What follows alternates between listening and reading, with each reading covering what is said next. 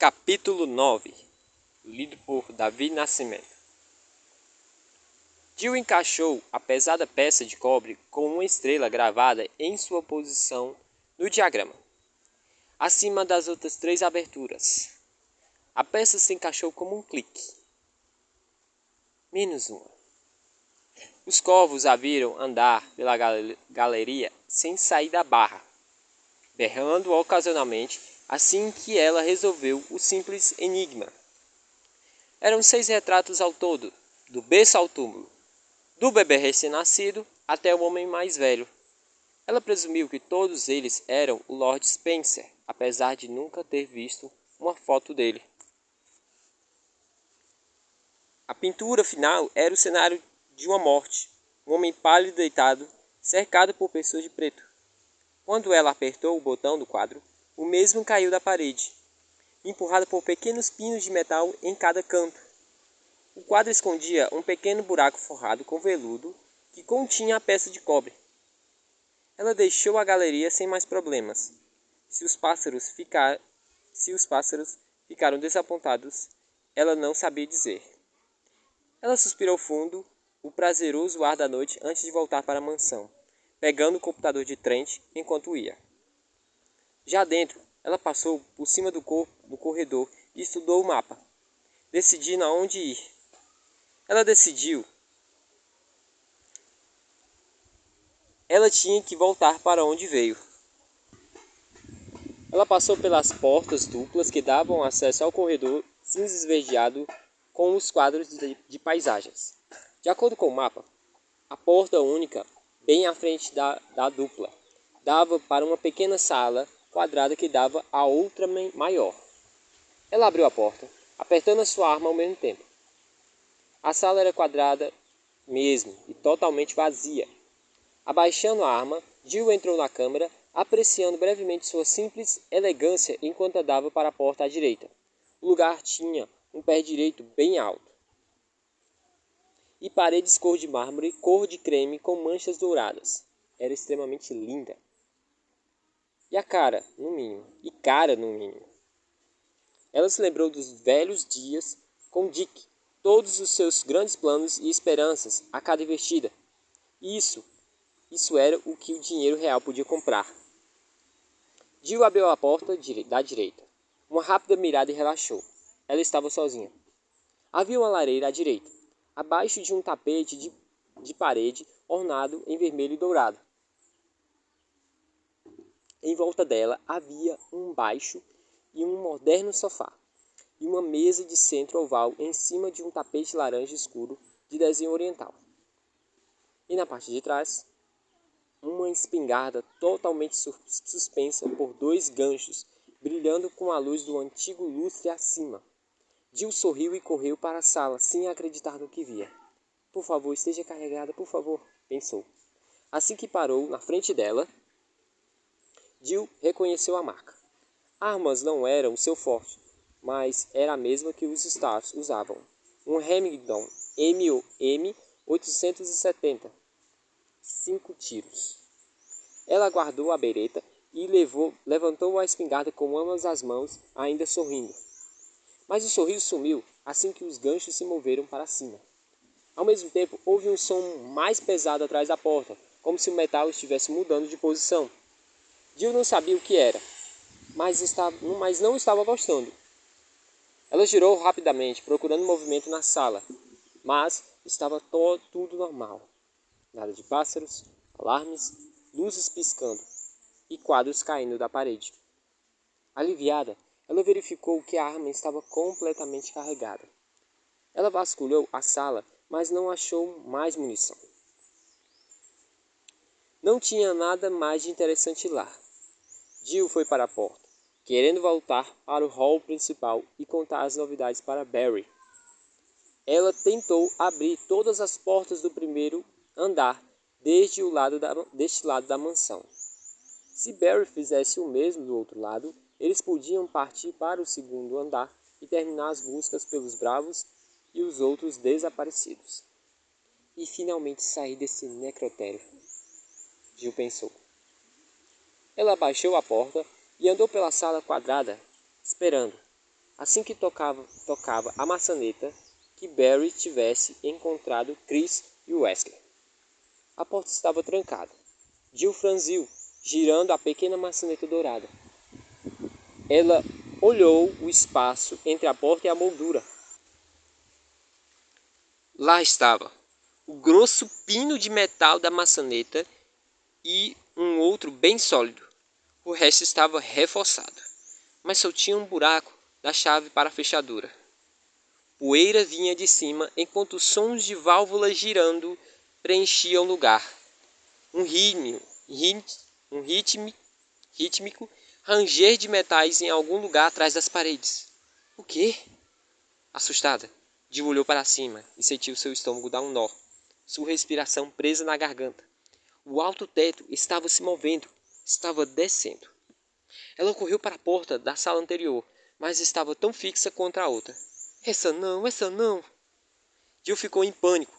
Ela voltou para a porta da saída, olhando para o teto. A 10 centímetros por segundo, ele atingiria o chão em menos de 1 minuto.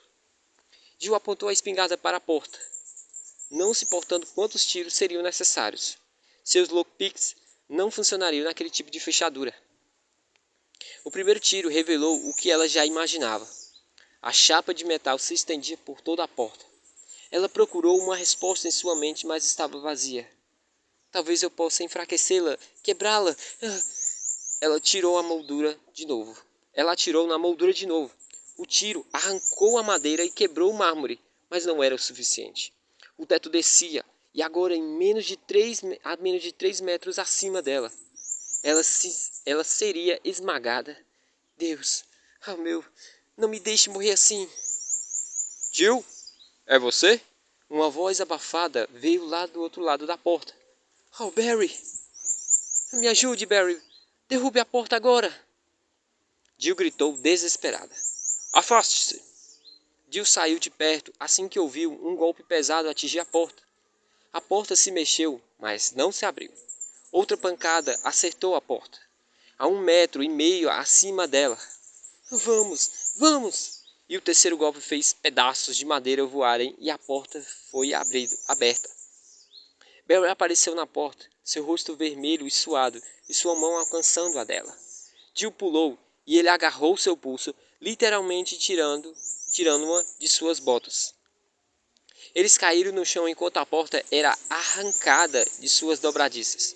A madeira e o ferro se contorciam enquanto o teto continuava descendo, e a porta fazendo uma série de cracks. Com um bom final, o teto encontrou o chão. Estava acabado, tudo tão quieto como um túmulo.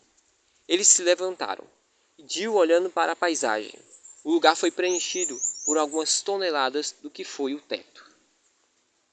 Você está bem? Barry perguntou. Ela não respondeu por um minuto.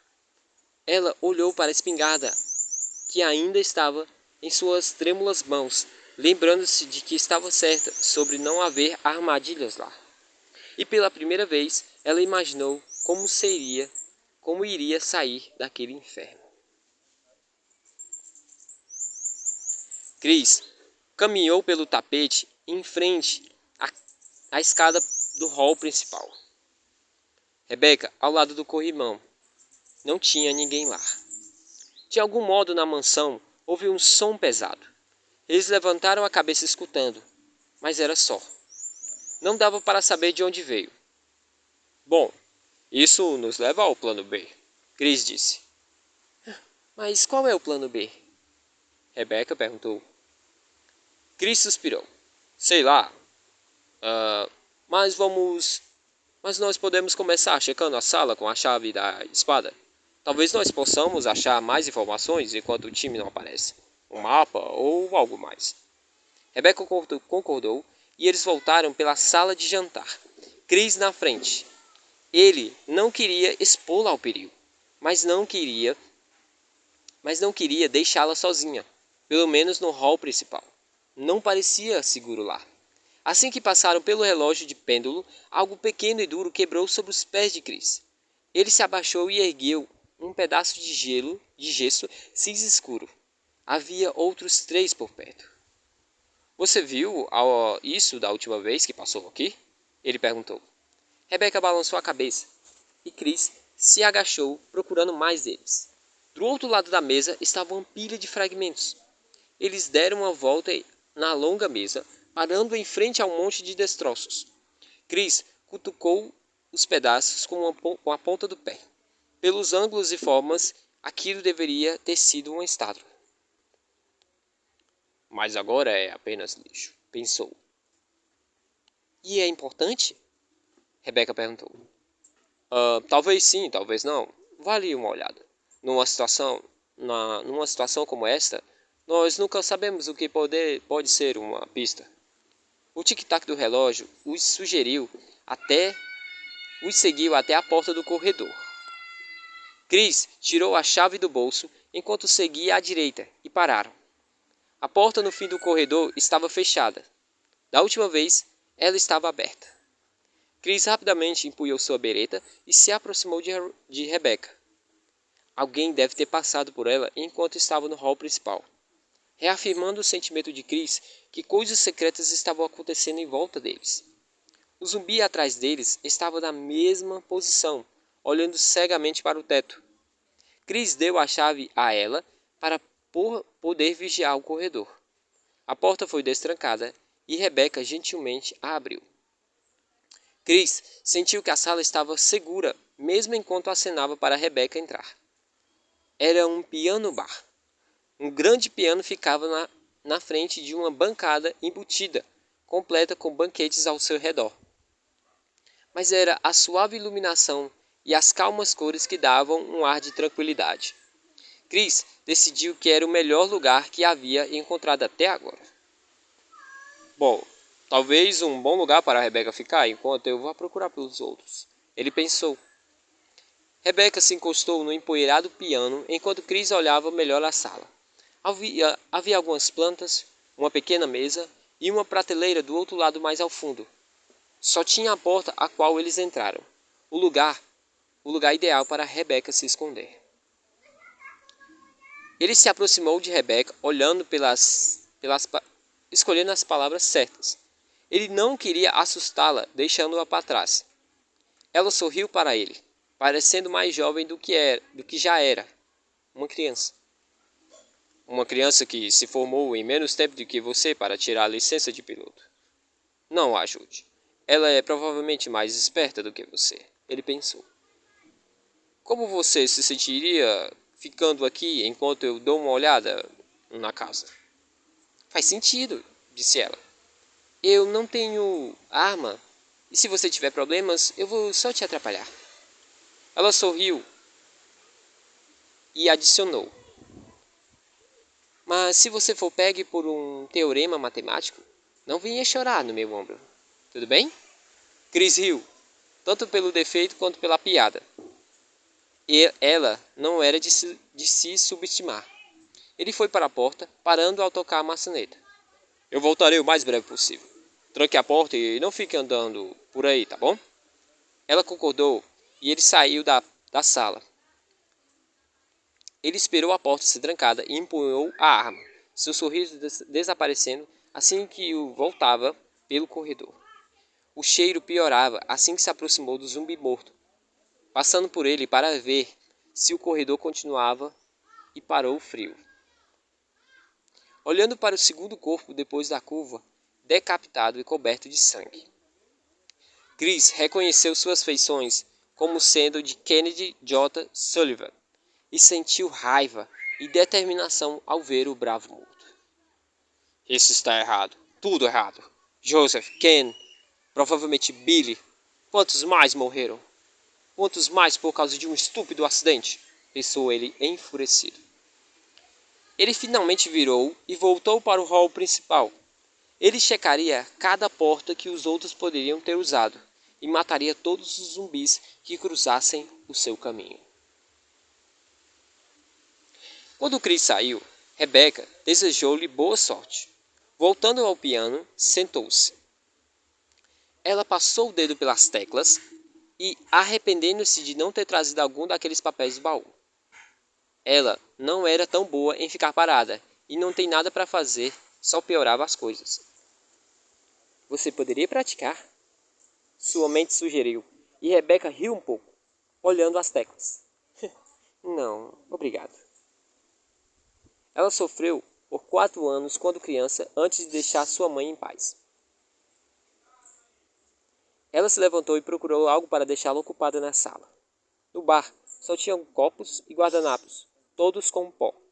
Na prateleira da parede havia algumas garrafas de licor quase vazias e vinhos caros lacrados.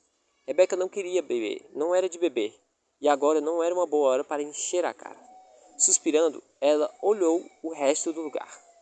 Além do piano, não tinha muito o que ver. Na parede à sua esquerda estava uma única pintura de uma mulher, uma planta quase morrendo ao lado do piano. Uma mesa que estendia da parede com 4 copos de martinis emborcados. Considerando isso, o piano parecia ser mais interessante. Ela passou por ele e entrou na pequena abertura à sua direita. 2 estantes estavam lá, uma na frente da outra, todas vazias. Franzindo, ela se aproximou das estantes. A da frente estava vazia, mas a de trás... Ela empurrou-a da frente. Não era pesada e se moveu com facilidade, deixando um rastro de poeira no chão. Rebeca olhou a estante de trás, desapontada. Uma velha trombeta, um pote de vidro e alguns vasos, e notas musicais de piano dentro de uma fina pasta. Ela viu o título e sentiu uma onda de saudades quando tocava. Era o Moonlight Sonata, uma das suas favoritas. Ela pegou os papéis amarelados, lembrando-se das horas que gastava tentando aprendê-la quando tinha 10 ou 11 anos. De fato, foi essa a música que fez perceber que não levava jeito para ser pianista. Era uma boa, uma bonita e dedicada canção. Com as notas da mão, ela voltou e olhou para o piano pensativa. Ela não tinha nada de melhor para fazer. E, além disso, pode ser que os outros estados apareçam aqui, perseguindo o terrível barulho. Sorrindo, ela tirou o pó do banco e sentou-se, pondo as notas no apoio. Seus dedos acharam as posições corretas quase instantaneamente. Era uma sensação confortável, uma boa mudança dentro dos horrores da mansão. Ela se sentiu relaxada assim que as primeiras notas acabaram com o silêncio, deixando a tensão e o medo irem embora.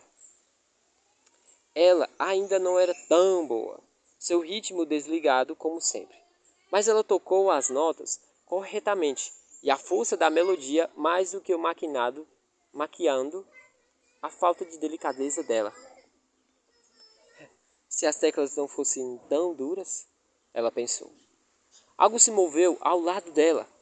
Rebeca pulou, pegando o banco enquanto virava, procurando o agressor. O que ela viu foi tão inesperado que fez congelar por um momento, sem saber o que seus sentidos a diziam. A parede está se movendo, pensou. Quando as últimas notas foram tocadas, um trecho da parede direita deslizou para cima, fazendo um gentil ruído. Ela não se moveu, esperando algo terrível acontecer, mas os segundos passaram e nada mais se moveu. Notas musicais escondidas. Uma estranha rigidez nas teclas, como se tivessem conectadas com algum tipo de mecanismo. Pensou. A estreita passagem revelou uma câmara escondida do tamanho de um closet de armário suavemente iluminado. Exceto pelo busto do pedestal, estava vazia. Ela se aproximou da entrada e parou, pensando nas armadilhas mortais ou dados envenenados. E se ela entrasse e alguma catástrofe acontecesse? E se a parede descesse e ela ficasse presa lá e Chris não voltasse? Rebeca esqueceu as consequências e entrou, olhando em volta cautelosamente. Se algum perigo lá, ela não podia ver. As planas paredes eram cor de café creme. A luz vinha com uma pequena estufa à direita. Um monte de plantas atrás do vidro sujo separava os dois ambientes. Ela foi até o pedestal no fundo, percebendo que o busto em cima dela era de Beethoven, o compositor de Moonlight Sonata. O pedestal portava um grosso emblema dourado do tamanho de um prato.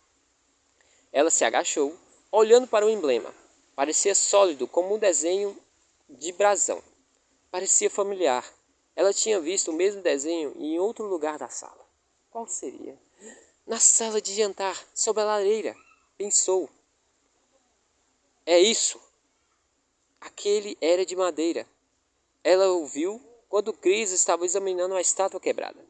Curiosa, ela tocou o emblema, passando a mão pelo desenho, e agarrou com as duas mãos. O pesado emblema saiu facilmente, como se não pertencesse àquele lugar. E atrás dela, a parede começou a descer, fechando-a lá dentro.